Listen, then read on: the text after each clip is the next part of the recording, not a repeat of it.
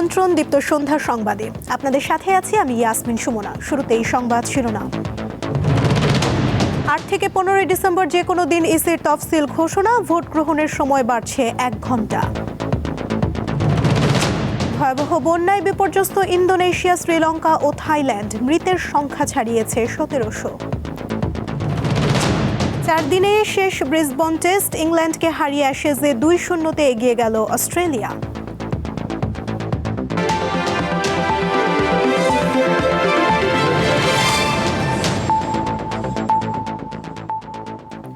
এবারে বিস্তারিত। লন্ডনে চিকিৎসা নিতে যাওয়া না যাওয়া এখন সম্পূর্ণই নির্ভর করছে খালেদা জিয়ার শারীরিক অবস্থার উপর।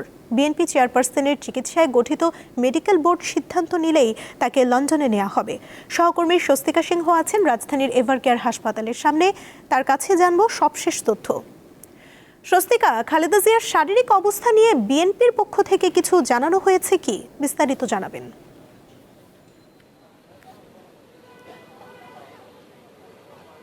সুমনা, টানা 15 দিনের মতন কিন্তু রাজধানীর এভারকেয়ার হাসপাতালে বিএনপি চেয়ারপারসন বেগম খালেদা জিয়া কিন্তু চিকিৎসাধীন রয়েছেন এবং সিসিইউতে উনি রয়েছেন, যেখানে বিএনপির পক্ষ থেকে কিন্তু গতকালই জানানো হয়েছিল যে তার শারীরিক অবস্থা অপরিবর্তিত অবস্থায় রয়েছে। ঠিক আজকে 15 দিনেও কিন্তু সেই শারীরিক অবস্থা অপরিবর্তিত নিয়েই উনি সেভাবেই রয়েছেন এবং ঠিক সন্ধ্যা নাগাদ কিন্তু মেডিকেল বোর্ডের যে নিয়মিত যে বৈঠকটি হয়ে থাকে, উনি গত 23 নভেম্বর এভারকেয়ার হাসপাতালে এসে যখন ভর্তি হন তারপর থেকেই কিন্তু মেডিকেল বোর্ডের নিয়মিত যে বৈঠক, সেই বৈঠকটি হয়ে থাকে এবং নিয়মিত এই বৈঠকে কিন্তু শুক্রবার তার যে পুত্রবধূ এসেছে জুবাইদা রহমান, উনি সহ দলের শীর্ষস্থানীয় নেতাকর্মীরাও আজকে উপস্থিত রয়েছেন। পাশাপাশি দেশি বিদেশি যেসব চিকিৎসক দলেরা তার চিকিৎসার সাথে যুক্ত ছিলেন তারাও আসলে কিন্তু রয়েছেন এবং বিএনপি পক্ষ থেকে কিন্তু বারবার করে বলা হয়েছে যে চিকিৎসাধীন অবস্থায় বেগম জিয়ার যে শারীরিক যে অবস্থা, সেই শারীরিক সক্ষমতার উপর আসলে নির্ভর করছে তার মেডিকেলের যে বৈঠকটি, সেই বৈঠকটি আসলে তার যে মেডিকেলের বৈঠকটি সেই বৈঠকের থেকে কিন্তু তারা বারবার বলছেন তার শারীরিক সক্ষমতার উপর আসলে নির্ভর করছে তার বিদেশের যাত্রা আসলে কতটুকু নির্ভর করবে এবং সেই জায়গা থেকে কিন্তু বিএনপি জানিয়েছে যে মেডিকেল বোর্ডের সবুজ সংকেত পেলেই জার্মান থেকে তার এয়ার অ্যাম্বুলেন্সটি আনা হবে এবং এয়ার অ্যাম্বুলেন্সের যে প্রস্তুতির কাজটি কিন্তু সম্পূর্ণভাবে শেষ করা হয়েছে। এয়ার অ্যাম্বুলেন্স কিন্তু বাংলাদেশে আসার জন্য কিন্তু রেডি রয়েছে। শুধু মেডিকেল বোর্ডের যে সবুজ সংকেত, সেই সবুজ সংকেতের অপেক্ষায় কিন্তু রয়েছে। পাশাপাশি কিন্তু তার যে শীর্ষস্থানীয় নেতাকর্মীরা বা বিভিন্ন কেন্দ্রীয় পর্যায়ের নেতাকর্মীরা, তারাও কিন্তু সেই 23 নভেম্বর থেকে এভারকেয়ার হাসপাতালের সামনে রয়েছেন। তারা কিন্তু আসলে বারবার করে বলছেন যে তারা প্রতিদিনই আসছেন যাতে তাদের নেত্রীর শারীরিক যে অবস্থা একটু ভালো সংবাদ পাওয়ার জন্য এবং এখানে আসছেন, দোয়া করছেন। বারবার কিন্তু তারা বলছেন যে তারা আসলে চাচ্ছেন যে দ্রুত তিনি সুস্থ হয়ে উঠুন এবং দ্রুত তার শারীরিক যে সক্ষমতা, সেই সক্ষমতার জায়গাটি ফিরে আসুক, যাতে তিনি লন্ডনে উন্নত চিকিৎসার জন্য যেতে পারেন এবং মেডিকেলের যে নিয়মিত যে বৈঠকটি আসলে শেষ হলে যদি বিএনপির পক্ষ থেকে জানানো হয় তার আজকের দিনের যে শারীরিক অবস্থা, সেটি আসলে কি ভাবে রয়েছে বা কি অবস্থায় রয়েছে, তাহলে। স্বস্তিকা, ধন্যবাদ আপনাকে। ত্রয়োদশ জাতীয় সংসদ নির্বাচনের তফসিল 8 থেকে 15 ডিসেম্বরের মধ্যে যে কোনো দিন ঘোষণা করা হবে। এবার ভোট গ্রহণের সময় বেড়ে হচ্ছে 9 ঘণ্টা। রোববার কমিশন সভা শেষে নির্বাচন কমিশনার আবুল ফজল মোহাম্মদ সানাউল্লাহ আরও জানান, তফসিল নিয়ে প্রধান নির্বাচন কমিশনারের বক্তব্য রেকর্ডিংয়ের জন্য আগামীকাল বাংলাদেশ বেতার ও টেলিভিশনের কাছে চিঠি পাঠানো হচ্ছে। আসন্ন জাতীয় সংসদ নির্বাচন ও গণভোটের তফসিল ঘোষণার তারিখ চূড়ান্ত করা এবং সার্বিক প্রস্তুতি পর্যালোচনার জন্য প্রধান নির্বাচন কমিশনার এএমএম নাসির উদ্দিনের সভাপতিত্বে রবিবার 10ম কমিশন সভা অনুষ্ঠিত হয়। সভা শেষে নির্বাচন কমিশনার আবুল ফজল মোহাম্মদ সানাউল্লাহ জানান, চলতি সপ্তাহের মধ্যেই তফসিল ঘোষণা করবে ইসি। এবার জাতীয় নির্বাচন ও গণভোট একই সাথে হওয়ায় ভোট গ্রহণের সময় 1 ঘণ্টা বাড়ানোর সিদ্ধান্ত নিয়েছে কমিশন। বাড়বে গোপন কক্ষের সংখ্যাও। যে সকল কক্ষে স্থান সংকুলন হবে সেই সকল কক্ষে একাধিক আপনার মার্কিং প্লেস অর্থাৎ সিক্রেট বুথ, যেখানে ভোটার ছাপ দেন, সেই সিক্রেট বুথ স্থাপন করা হবে। আমরা ভোটের সময় 1 ঘণ্টা বাড়ানোর সিদ্ধান্ত নিয়েছি সকালে আধা ঘন্টা এবং বিকেলে আধা ঘন্টা, অর্থাৎ এখন ভোট শুরু হবে সকাল 7:30টায় এবং চলবে বিকাল 4:30 পর্যন্ত। তিনি জানান, সোমবার থেকে প্রবাসীদের জন্য ব্যালট পেপার ছাপানো শুরু হবে। প্রবাসীদের পাঠানো হবে মঙ্গলবার থেকে। এদিকে এবার ভোট গ্রহণ কর্মকর্তার দায়িত্বে রাখা হচ্ছে না বেসরকারি ব্যাংক কর্মকর্তাদের।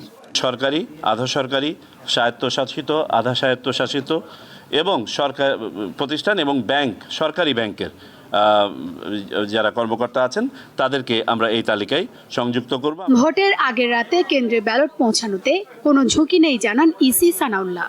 আমাদের কনফিডেন্সের জায়গাটাতে ফেরত যেতে চাই, আমাদের সকল সিস্টেম যাতে স্বাভাবিকভাবে কাজ করে সেখানে যেতে হবে। আমাদের যথাযথ সুপারভিশন থাকবে এবং আমরা নজর রাখবো যাতে করে কোনো ধরনের ব্যত্যয় না ঘটে। তিনি জানান, নির্বাচনী আচরণবিধি প্রতিপালনে তফসিল ঘোষণার দিন থেকে প্রতিটি উপজেলায় 2 জন করে ম্যাজিস্ট্রেট থাকবেন। তফসিল ঘোষণার 48 ঘন্টার মধ্যে পোস্টার না সরালে কঠোর ব্যবস্থা নেওয়া হবে বলেও জানান ইসি। শিউলি শবনম, দীপ্ত সংবাদ, ঢাকা। গুম নির্যাতনের ঘটনায় দায়ের করা মানবতা বিরোধী অপরাধের মামলায় শেখ হাসিনা, তারেক সিদ্দিকী ও গ্রেফতার 3 সেনা সদস্য সহ 13 জনের অভিযোগ গঠনের শুনানি শুরু হয়েছে। প্রথম দিন মামলার আসামি 3 সেনা কর্মকর্তাকে ট্রাইব্যুনালে নেওয়া হয়।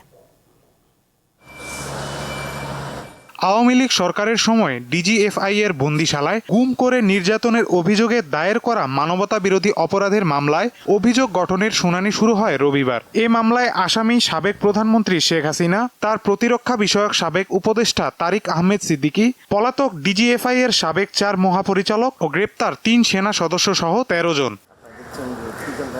শুনানির আগে ট্রাইব্যুনালে হাজির করা হয় গ্রেপ্তার 3 সেনা কর্মকর্তাকে। সাদা পোশাকধারীরা নম্বর প্লেটবিহীন মাইক্রোবাসে করে তাদেরকে কিভাবে তোলা হতো, তোলার পরে তাৎক্ষণিকভাবে গাড়ির মধ্যে তাদের সাথে কি আচরণ করা হতো, তাদেরকে ব্লাইন্ড ফোল্ডেড করা হতো, হাত করা পরানো হতো, তাদেরকে টর্চার করা হতো, তাদেরকে ইলেকট্রোকিউট করা হতো, তাদেরকে কাউকে ইঞ্জেকশন দিয়ে অজ্ঞান করা হতো। এই যে কাজগুলো ইমিডিয়েটলি আফটার পিক আপ, এই কাজগুলো তারা করতেন।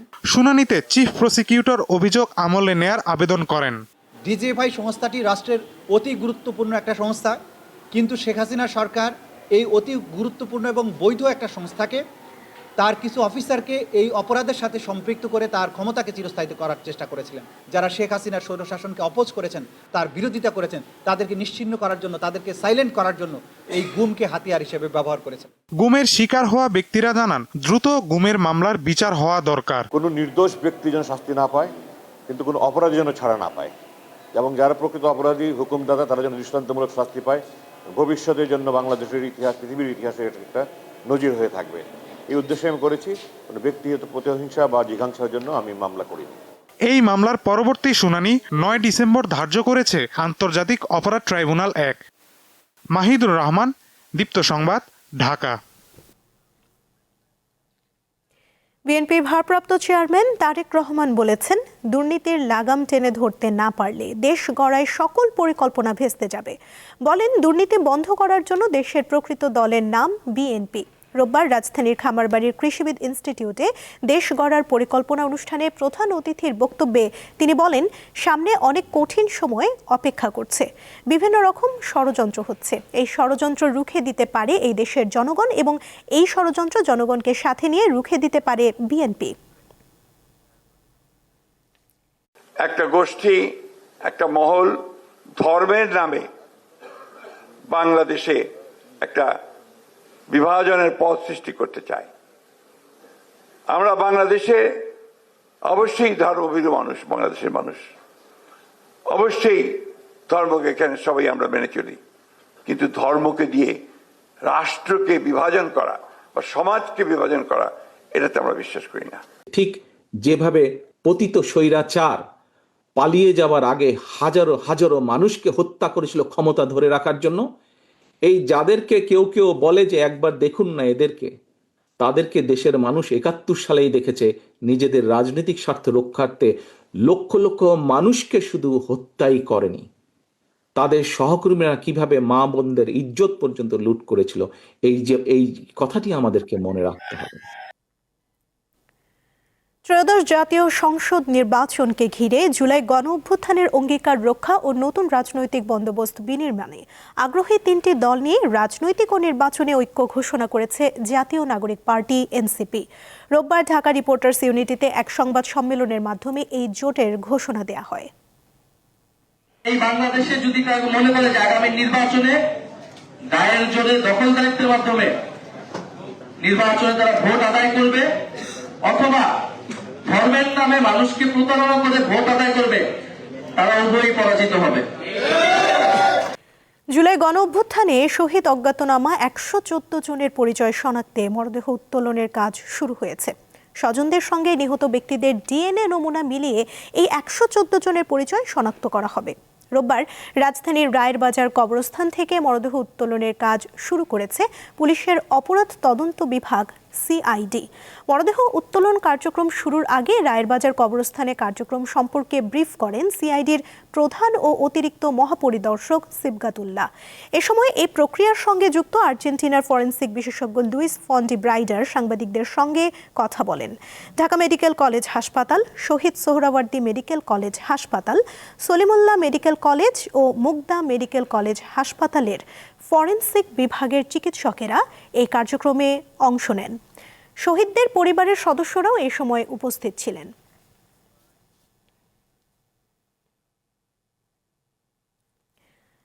পেঁয়াজের দাম বাড়ানোর কারসাজিতে কৃষি কর্মকর্তাদের যুক্ত থাকার প্রমাণ পেলে ব্যবস্থা নেওয়া হবে বলে জানিয়েছেন স্বরাষ্ট্র ও কৃষি উপদেষ্টা জাহাঙ্গীর আলম চৌধুরী।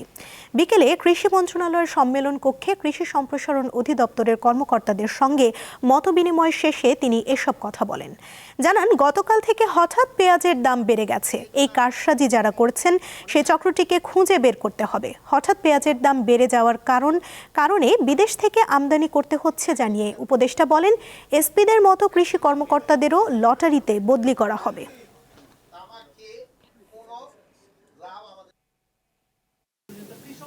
এখন বাজার নিয়ন্ত্রণ করার জন্য তো আমদানি সিদ্ধান্ত নেওয়া হলো, যেহেতু হয় কি ওইটার দামটা তো দুই ধরনের মানে বাজার, আমার তো দুইজনের দিকে খেয়াল রাখতে হবে, কৃষকের দিকে খেয়াল রাখতে হবে, ভোক্তাদের দিকেও খেয়াল রাখতে হবে।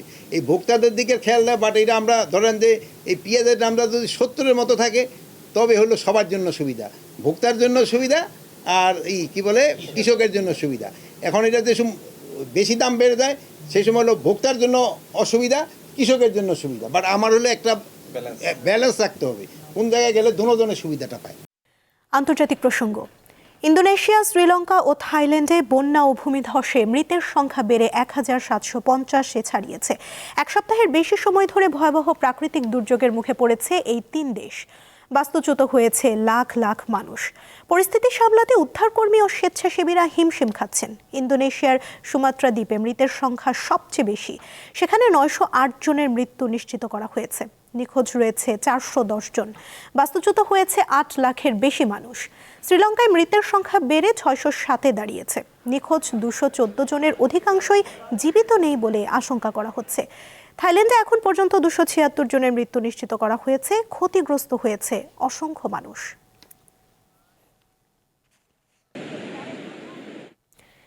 ইসরায়েলি সামরিক বাহিনীর দখলদারির অবসানের পর গাজায় একটি ফিলিস্তিনি কর্তৃপক্ষের কাছে অস্ত্র সমর্পণ করতে রাজি হামাস। শনিবার এক বিবৃতিতে একথা জানিয়েছে সংগঠনটি। বিবৃতিতে হামাসের গাজা প্রধান খলিল আল হায়া বলেন, দখলদারি ও আগ্রাসনের কারণে অস্ত্র রেখেছে হামাস। দখলদারির অবসান ঘটলে এসব অস্ত্র রাষ্ট্রের হাতে তুলে দেওয়া হবে। এ বিষয়ে এএফপির প্রশ্নের জবাবে আল হায়া দপ্তর জানায়, রাষ্ট্র বলতে তিনি একটি সার্বভৌম ও স্বাধীন ফিলিস্তিনি রাষ্ট্রের কথা বুঝিয়েছেন। তিনি আরও বলেন, হামাসকে নিরস্ত্রীকরণের লক্ষ্যে গাজায় কোনো আন্তর্জাতিক বাহিনী মোতায়েন করা হলে তা মেনে নেওয়া হবে না।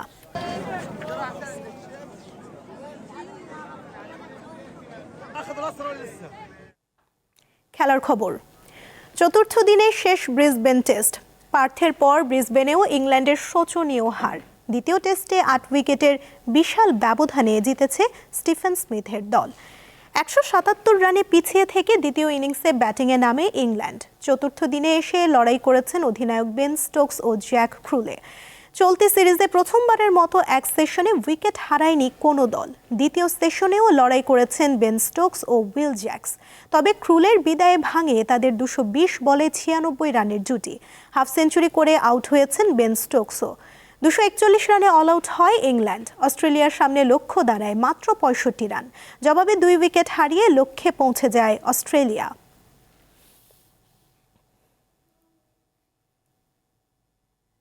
দীপ্ত সন্ধ্যার সংবাদ শেষ করার আগে শিরোনামগুলো জানিয়ে দিচ্ছি আরও একবার। 8 থেকে 15 ডিসেম্বর যে কোনো দিন ইসির তফসিল ঘোষণা, ভোট গ্রহণের সময় বাড়ছে 1 ঘন্টা। ভয়াবহ বন্যায় বিপর্যস্ত ইন্দোনেশিয়া, শ্রীলঙ্কা ও থাইল্যান্ড, মৃতের সংখ্যা ছাড়িয়েছে 1700। 4 দিনে শেষ ব্রিসবেন টেস্ট, ইংল্যান্ডকে হারিয়ে অ্যাশেজে 2-0-তে এগিয়ে গেল অস্ট্রেলিয়া।